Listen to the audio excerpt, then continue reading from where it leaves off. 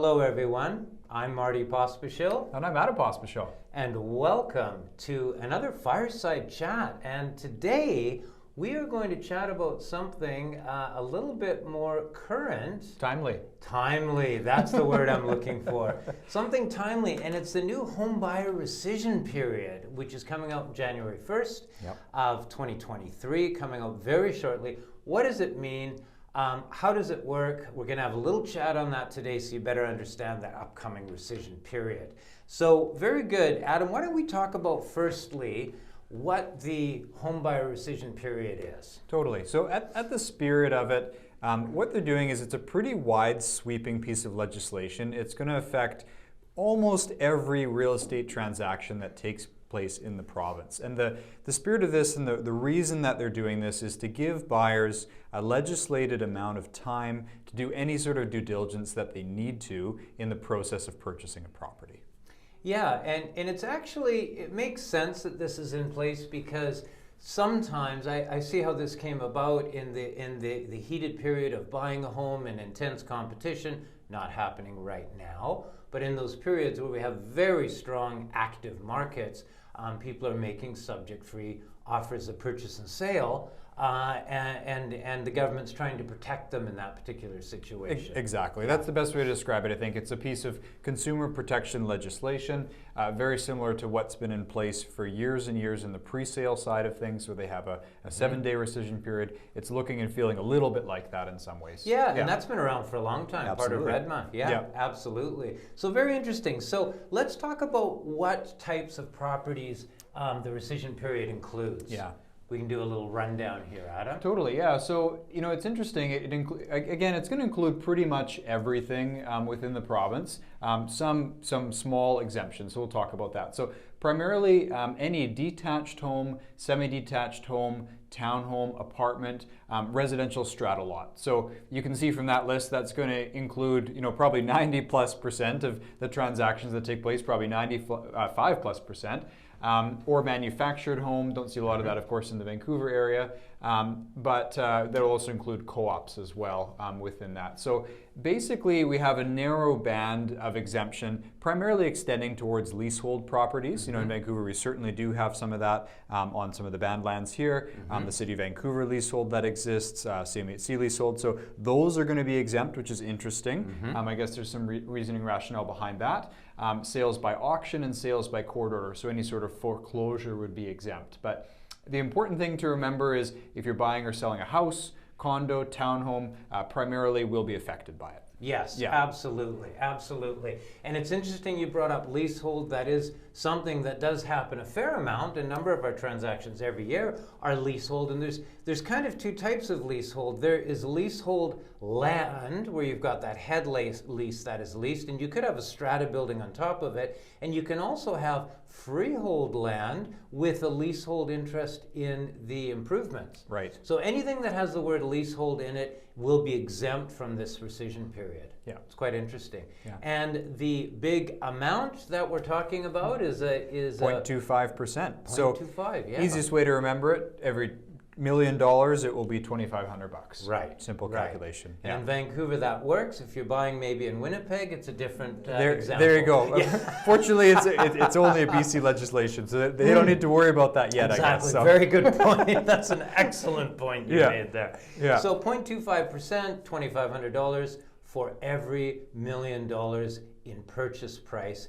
And it runs, interestingly enough, for 3 business days. Now, let's talk about that. Yeah. What is a business day? A business day technically is Monday to Friday, excluding holidays. And the list that are excluded are, of course, the Sundays, Christmas Day, Good Friday, Easter Monday, Canada Day, Victoria Day, BC Day, Labor Day, Remembrance Day, Family Day, and New Year's Day, and December 26th. And any other day of mourning or celebration that the government deems an official, maybe one-day holiday.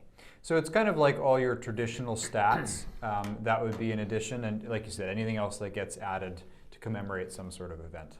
Exactly. So fair enough. And it has now. So let's give an example, because that's the best way to understand a new concept like this. It's Monday. You've been a successful buyer on a property, and you get an accepted offer without any subjects, for example, at 3 p.m. on Monday. When does that rescission period begin? And it's very clear the way it's legislated. It begins on Tuesday. No matter what time you reach that accepted offer on Monday, it starts the next business day. So Tuesday, Wednesday, Thursday till 11:59 p.m., you are allotted a rescission decision. You can walk away from that purchase. Now, if there's a holiday in the middle of the week, for example, say Wednesday was a holiday, then you've got, that doesn't count, you've got now until Monday, Tuesday, Wednesday, Thursday, now you've got until Friday, end of the day. So it's 3 days, but it does not include Saturday, Sunday, or any other holiday.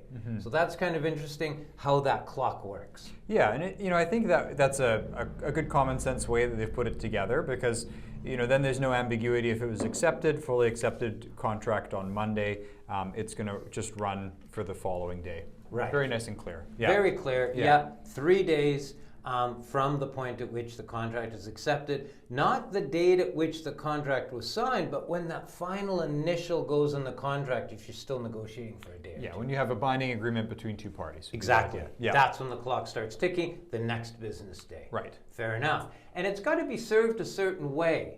Now, I notice we've got fax machines still in there. Now, I gave up our fax machine about 10 years ago. You might be able to go into a museum, find a fax machine, and send your right of rescission. Or a doctor's office or a lawyer's office. Yes, that's true. They would be there. Yeah. So fax is an acceptable way of serving that rescission. Don't try and fax us. We don't have a fax machine. I think there's an app you can get for that. Yeah. Registered mail or an email with a read receipt. And the realtors are allowed to serve the notice and receive the notice with read receipts representing their clients, or the buyer, I think, can do it directly to the seller as far as the legislation goes. So I'd expect probably, and because this legislation is not yet in place, I expect that's probably how it's going to work. It's going to be by email. The BC Real Estate Association has created a standard form that fulfills the rescission requirements, and there's some detail on that we won't get into too much. But I imagine it will be primarily by email, realtor to realtor. Right. Yeah. That makes total sense. Now, here's where the next question comes up. That we're getting asked a lot. Okay, Marty, Adam, I'm making this offer on this property, and I know I've got this rescission period, but I'm going to have my regular subjects as well. I'm buying a strata property, so I want to have the right to review the minutes. I want to have an inspection. I want it subject to financing, and I also want it subject to reviewing the disclosure statement and title search, for example. Now, those other subjects might be for a week, right? It might be for an entire week where you would actually designate a day when those subjects must come off. And in that case, your rescission period still begins on the next business day, that Tuesday, Wednesday, Thursday, regardless of your subjects going to the following week. Totally. So they're kind of independent in a lot of ways, right? And they can run concurrently. That's important to remember too. Your subject date is not in addition to that. And like you said, I think the best way to look at that and understand that is that, of course, the subjects, in most cases in residential transactions, are going to have a specific day. Say it will be November 30th or whatever it might be, whereas the rescission period will just be talking about business days. Absolutely, and not to be confused with one another, rescission period is you changing your mind and buying the property for no reason at all, 3 business days.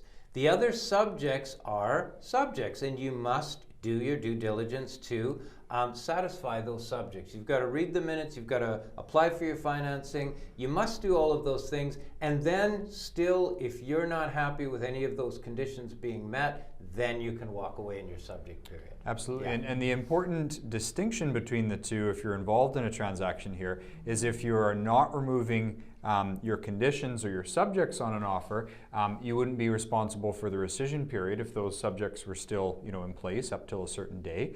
But if you're rescinding your offer using the rescission period, then you'd be responsible for that 0.25%. Exactly. So if those are happening within the same time period, say within the first 3 days there, you'd want to be super clear about the fact that you're not removing subjects or that you're rescinding, because there's a financial penalty. Very different. Yeah. You're right, absolutely. If you're rescinding, you must pay that 0.25%, and that will be deducted from your initial deposit on the contract. So we're going to start having deposits on contracts now. Absolutely. Initially, not just on subject removal. There might be an increase. There might be a two-step or a one-step upfront, but money will be collected now with offers, which I don't think is that bad a thing. Right? Yeah, and I think that's the interesting part about this legislation. I think generally people might worry that this would make buyers insincere about things and making frivolous offers, but I think in some ways it might be the opposite, because when people put down a deposit on anything, whether you're buying a car or a home or whatever it is, there is there's a bit of a sense of commitment there, perhaps, that might overcome that frivolousness people are worried about. So. Absolutely, absolutely. And the way it would work is that deposit, of course, gets held in trust by the buyer's brokerage, and the 0.25%, if the contract was rescinded by the buyer, gets deducted from that deposit and forwarded on to the seller. Yeah. And again, then the residual amount of the deposit, if there is any, gets refunded back to the buyer. Okay. Now you can't. This is very important. BCFSA and BCREA did some very informative seminars, and a point came up. Well, can you contract out of the rescission period? And the answer is no. This is legislated. Everybody must follow it, regardless of what a buyer and seller agree to in the contract. Yeah. It must be adhered to, and it's there whether it's written in, crossed out, removed, or contracted away, it's still going to be in place. I thought that was very good to be clear on. Totally, and whether it's a transaction being handled by realtors, which is most of the transactions in the province, whether it's one being handled by lawyers, or if it would be, for example, just buyer and seller coming together like a for sale by owner, everything across the board will be affected and will be requiring this rescission period. There's no way to get around it. Absolutely. Yeah. Yeah. And another question that does come up is what if the initial contract didn't have any deposit monies? Okay, and he rescinded within the 3-day period, and that money is owing, but there's no money in a trust account to take it out of. Probably best as a seller to avoid that.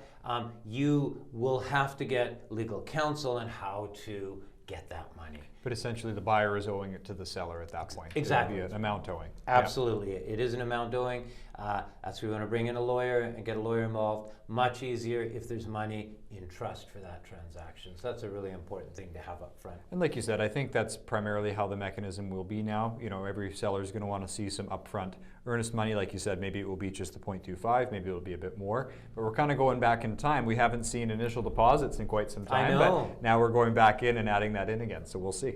Everything comes back, like bell-bottom jeans. Eventually they came back in. They're gone now. Yep. Actually, I had a pair. Sorry, I'm going off topic. You should have kept them. Johnny made me get rid of them. I read an article. They were talking about, we're getting off topic here now, but I read an article this past week that somebody found a pair of Levi's in a mine in the U.S. and they sold them for $250,000 to somebody, a retro collector. Okay, I'm gonna go home and talk to Jeremy right now because my old bell-bottom jeans could be worth something. Yes, or not. Or not. Likely not, but it could have been. There you go. You never know. Yeah.